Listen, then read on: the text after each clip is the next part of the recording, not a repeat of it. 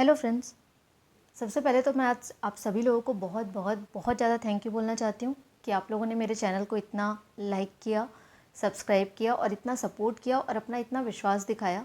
इससे आप लोगों के सब्सक्रिप्शन से, आप लोगों के लाइक से सबसे जो इम्पोर्टेंट चीज़ होती है वो होता है मोटिवेशन।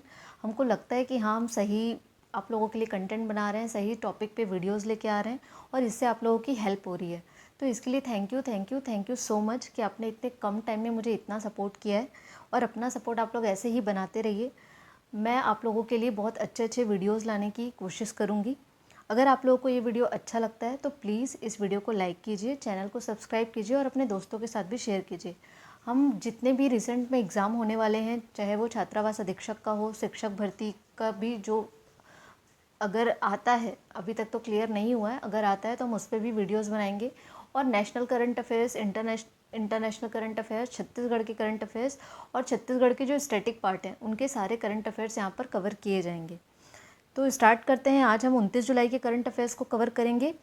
सबसे पहला क्वेश्चन है, हाल ही में छत्तीसगढ़ सरकार द्वारा मोर संगवारी योजना का विस्तार राज्य की कितनी नगर पालिकाओं में किया गया है? तो 29 जुलाई को हमारे जो छत्तीसगढ़ के उप मुख्यमंत्री जी हैं अरुण साव जी, उन्होंने राज्य की नवगठित 4 नगर पालिकाओं में इसका जो मोर संगवारी योजना है उसका विस्तार किया है। ठीक है, तो ध्यान रखेंगे इसे। राज्य की 4 नवगठित नगर पालिकाओं में मोर संगवारी योजना का विस्तार किया गया है। कौन कौन सी हैं वो? मंदिर हसौद, बाकी मोंगरा, लोरमी और पंडरिया। ये 4 जो नवगठित नगर पालिका हैं वहाँ पर ये मोर संगवारी योजना का क्या किया गया है? विस्तार किया गया है। अब थोड़ा सा हम मोर संगवारी योजना के बारे में पढ़ लेंगे कि ये क्या है। ठीक है, तो आम जनों तक शासकीय सेवाओं का लाभ आसानी से पहुंचाने के लिए राज्य में क्या स्टार्ट किया गया है? मोर संगवारी योजना। ठीक है, इसमें क्या किया जाएगा? जो 27 तरह की सेवाएं हैं वो नागरिकों को बिना किसी व्यवधान यानी कि बिना किसी बाधा के, और कार्यालय मतलब आपके घर पे ही आपको जो टोल फ्री नंबर दिया गया है उस पर कॉल करने पे ही आपको ये सारी सुविधाएं क्या की जाएंगी? उपलब्ध कराई जाएंगी।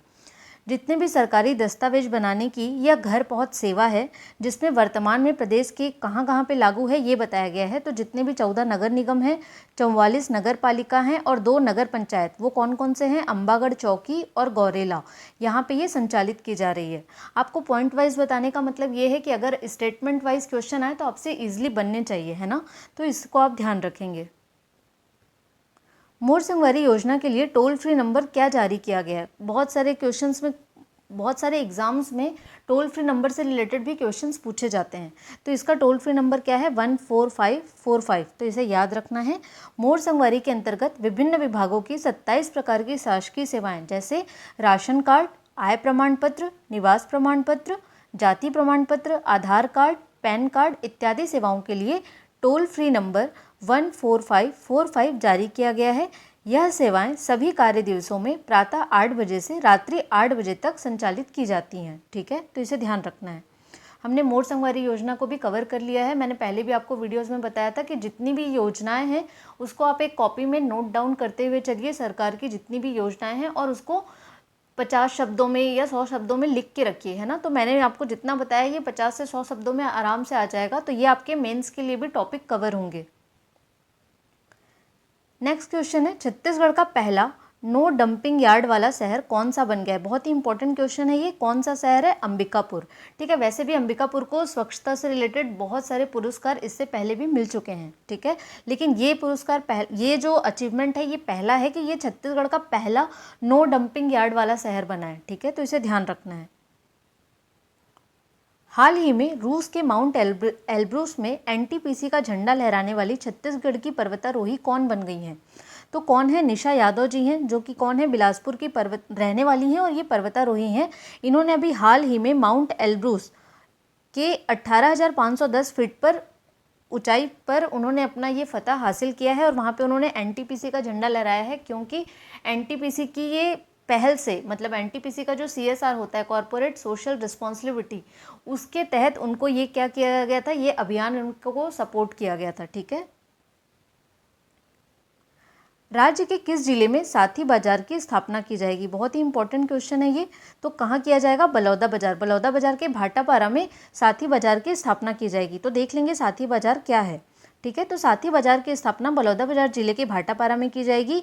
इसको स्थापित कौन कर रहा है? तो केंद्रीय कोऑपरेटिव नाफेड कर रहा है, ठीक है। और यहाँ पे क्या क्या होगा? तो फूड कोर्ट होगा, एंटरटेनमेंट जोन होगा, एग्री मॉल होगा, कृषि सहायता केंद्र होगा, इंश्योरेंस सेंटर होगा, ट्रेनिंग सेंटर होगा, टेलीमेडिसिन सेंटर होगा, डेयरी फेडरेशन होगा, कोल्ड स्टोरेज जैसे उद्यम भी यहाँ पर खोले जाएंगे, ठीक है। तो इसे ध्यान रखेंगे। अब हम नेशनल करंट अफेयर्स की ओर बढ़ते हैं। हाल ही में अभी हेनले पासपोर्ट इंडेक्स 2024 जारी हुआ है। क्या है ये पासपोर्ट इंडेक्स? बेसिकली ये बताता है कि किसी भी देश का पासपोर्ट कितना मजबूत है, मतलब कि उस देश के पासपोर्ट से हम कितनी देशों की यात्राएं बिना वीज़ा के कर सकते हैं, है ना। तो ये बहुत ही इंपॉर्टेंट इंडेक्स है, इसलिए इसे ध्यान में रखना है। तो इसमें शीर्ष देश कौन सा है? सबसे शक्तिशाली पासपोर्ट दुनिया में कौन से देश का है? तो वो है सिंगापुर का, ठीक है। और भारत की रैंकिंग कितनी है? इसमें 82वां रैंकिंग है भारत की, ठीक है। इसको देख लेंगे। हेनले पासपोर्ट इंडेक्स में सबसे शीर्ष, ये सिर्फ लिखा गया है, शीर्ष देश कौन है? सिंगापुर है, जिससे सिंगापुर के पासपोर्ट से आप 195 देश की यात्रा क्या कर सकते हैं? बिना किसी वीज़ा के कर सकते हैं, ठीक है। और भारत की रैंकिंग कितनी है? 82 है। तो भारत के पासपोर्ट से आप 58 देश की यात्रा बिना किसी वीज़ा के कर सकते हैं, ठीक है। तो बहुत ही इंपॉर्टेंट क्वेश्चन है, इसे ध्यान रखेंगे। राष्ट्रपति भवन के दरबार हॉल एवं अशोक हॉल का नाम बदलकर क्या रखा गया है? तो क्या रखा गया है? दरबार हॉल का नाम क्या है? गणतंत्र मंडप है। और अशोक हॉल अशोक ही है, बस हॉल को बदल के क्या कर दिया गया? मंडप कर दिया गया। तो इससे आपको ईजिली याद हो जाएगा, ठीक है, वो डिफ्रेंशिएट हो जाएगा। आगे बढ़ते हैं। किस भारतीय खिलाड़ी को ओलंपिक ऑर्डर सम्मान से नवाजा गया है? तो किसे नवाजा गया है? अभिनव बिंद्रा जी को, ठीक है। इनको ओलंपिक ऑर्डर सम्मान से नवाजा गया है। भारत के दिग्गज निशानेबाज अभिनव बिंद्रा को इंटरनेशनल ओलंपिक कमेटी द्वारा ओलंपिक ऑर्डर सम्मान से नवाजा गया है। ये कौन थे? ये 2008 में बीजिंग ओलंपिक जो हुआ था उसमें राइफल शूटिंग में इन्होंने स्वर्ण पदक जीता था, ठीक है। तो बहुत ही इंपॉर्टेंट है ये। महिला T20 एशिया कप 2024 का विजेता देश कौन बना है? ठीक है, तो कौन बना है? श्रीलंका बना है, ठीक है। उन्होंने किसको हराया है? तो 7 बार की चैंपियन रही भारत को हराया है, ठीक है। फाइनल मैच किसके किसके बीच हुआ था? भारत और श्रीलंका के बीच, जिसमें भारत जो है वो हार जाता है और श्रीलंका को मतलब जीत हासिल होती है। भारत को वो 8 विकेट से हराते हैं, ठीक है। और इससे पहले भारत जो है वो 7 बार T20 महिला एशिया कप की चैंपियन रह चुकी है। तो आज के लिए हम इतना ही करंट अफेयर कवर करेंगे। अगर आपको ये वीडियो अच्छा लगा है तो इस वीडियो को लाइक कीजिए, चैनल को सब्सक्राइब कीजिए और अपने दोस्तों के साथ भी शेयर कीजिए। Thank you so much.